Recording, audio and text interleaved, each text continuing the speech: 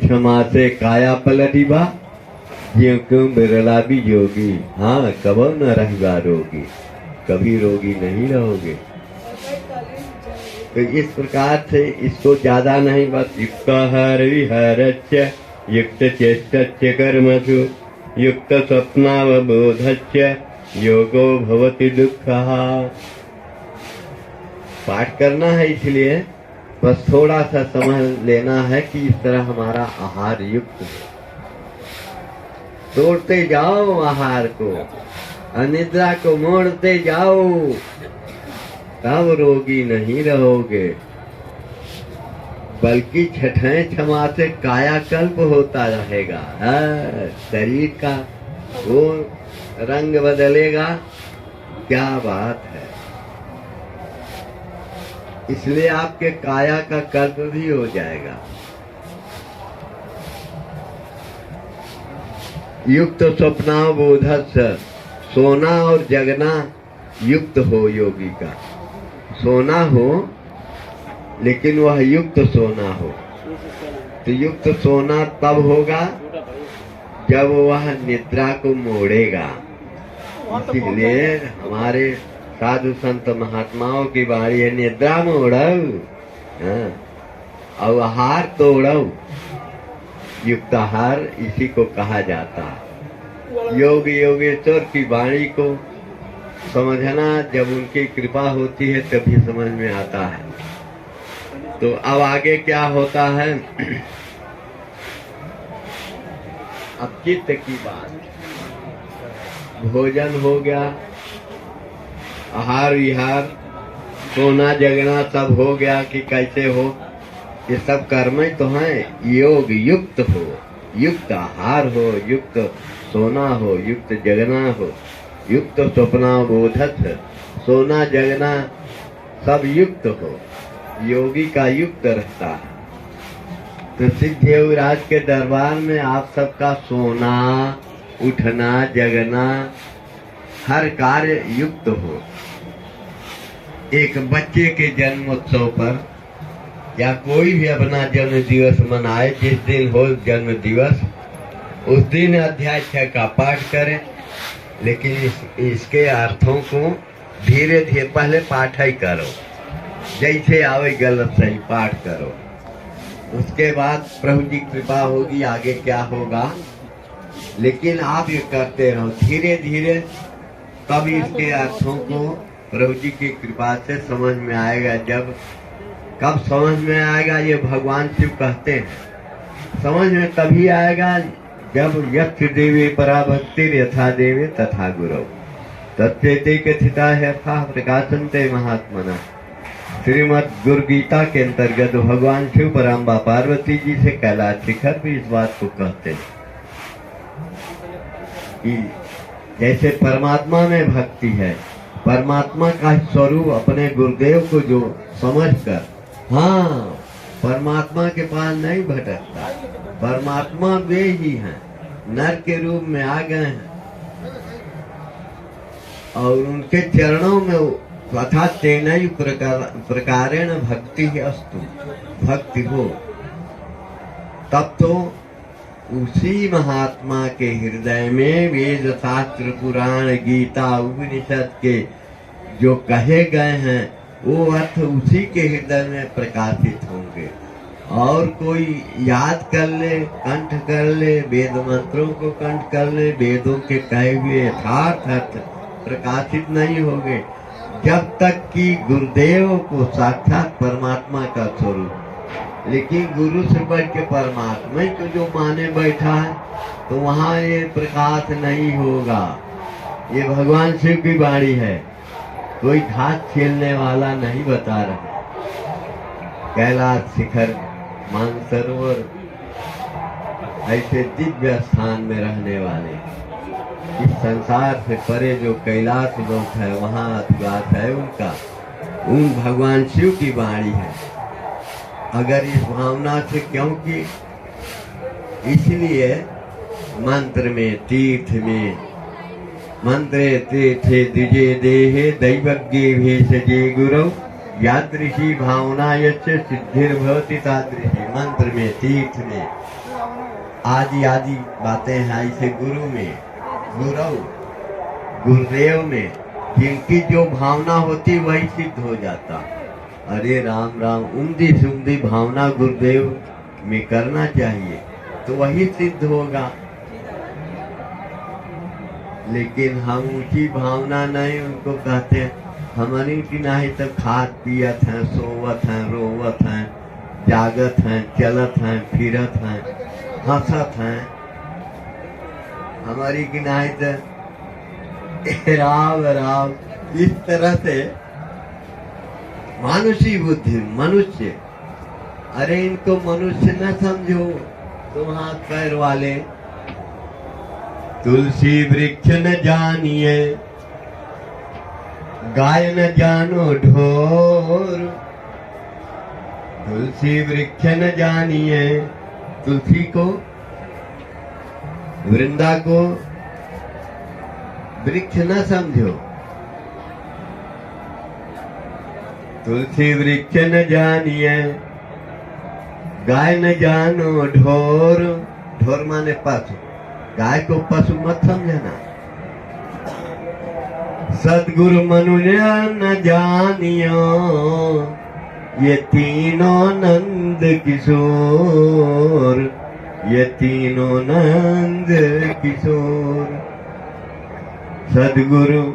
सदगुरु मनुज न जानिए,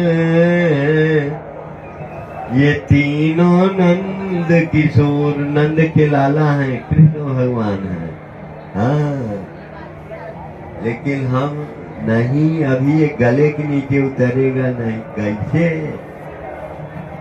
खैर, अगर मंदे इशारा काफी, तो अभी तक आहार विहार के बाद अब चित्त की विषय में। चित्त में हमने निद्रा को बताया, चित्त की वृत्ति है निद्रा। ऐसे स्मृति भी, प्रमाण, विपर्य, विकल्प और निद्रा। संकल्प कोई बनाओ, एक विकल्प आ जाएगा आपके समझ। तो प्रमाण, विपर्य, विकल्प, निद्रा, स्मृति, ये 5 चित्त की वृत्तियां हैं। इनको निरुद्ध करना ही योग कहलाता। योगश्चित्त वृत्ति निरोधा इति योगः। चित्त वृत्तिनाम नितराम रोधः। चित्त वृत्तियों का, चित्त वृत्ति किस क्रिया का नाम है बताया ना? प्रमाण, विपर्य, विकल्प, निद्रा, स्मृति। ये सब, निद्रा भी ये चित्त की वृत्ति है। तो ये 5 को निरोध करना ही योग कहलाता है। तो यहाँ चित्त के विषय में योग योगेश्वर कहते हैं, यथा विनियतम चित्तम, यथा विनियतम चित्तम आत्मन्येवावतिष्ठते निःस्पृह सर्व कामेभ्यो युक्ते तदा। यथा जीवो निमहतस्सु नेङ्गते सुपमस्मृता योगिनो यत चित्तस्य युञ्जतो योगमात्मनः। तो चित्त की वृत्ति को निरुद्ध करके चित्त वृत्ति एकाग्र करना चाहिए।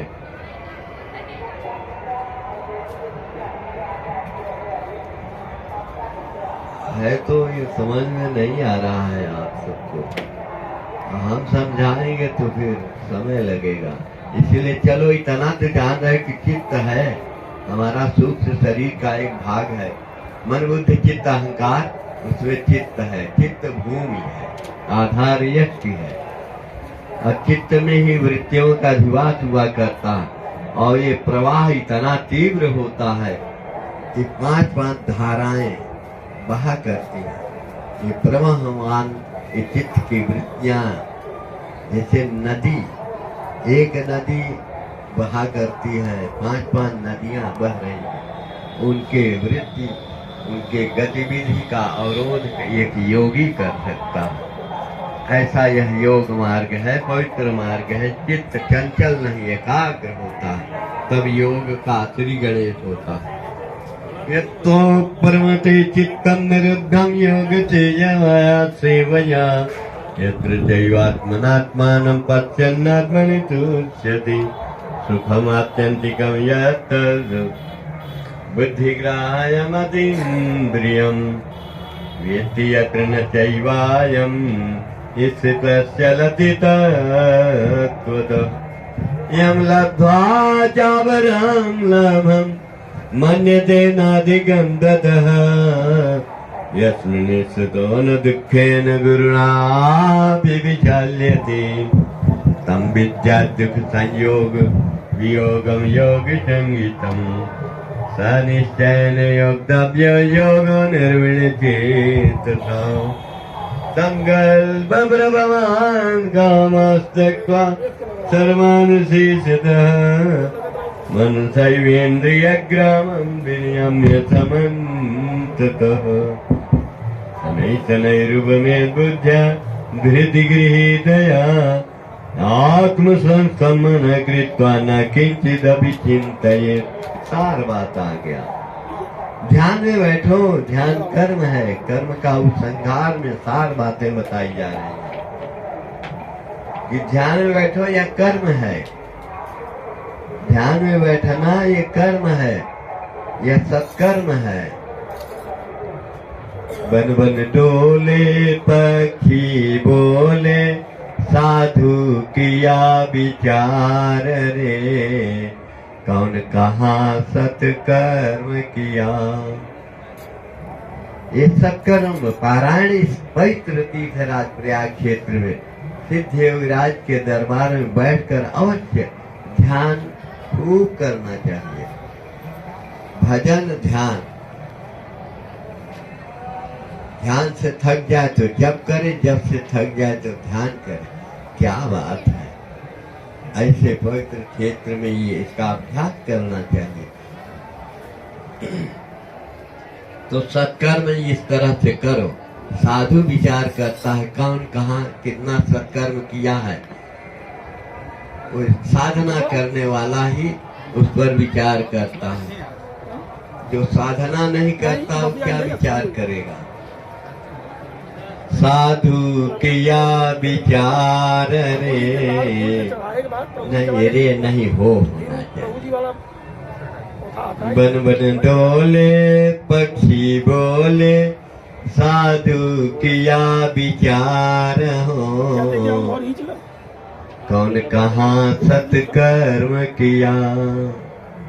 बन बन डोले पक्षी बोले साधु किया विचार हो कौन कहाँ सत्कर्म किया। यह सत्कर्म है। तो इसमें धीरे धीरे अपनी बुद्धि को धैर्यता पूर्वक लगाना चाहिए, अपने स्वरूप में स्थित करके। शनै शनै रूप में बुद्ध्या धृति गृहीतया आत्मसंस्थं मनः कृत्वा न किंचिदपि चिंतयेत्। कुछ चिंतन नहीं करना है, ये अंत में बताते हैं। यानी ध्यान में बैठो तो ये नहीं कि ध्यान की परिभाषा है ध्यानम निर्विषयम मनः, मन निर्विषय हो जाए, यह ध्यान कहलाता है। और जब कुछ चिंतन करते रहोगे तो वह ध्यान नहीं है। ध्यान का यथार्थ परिभाषा किया गया है, उपनिषद का मंत्र है ध्यानम निर्विषयम मनः। तो उसके लिए योगेश्वर अपनी वाणी में व्यक्त कर रहे हैं, अपने शिष्य को बोध करा रहे हैं कि कुछ न चिंतन करो अर्जुन, बस ध्यान हो गया। कुछ सोचो न, मन बुद्धि चित्त अहंकार जो है उसी में रहने दो, वो विषयों की ओर न बैठे, निर्विषय हो जाए।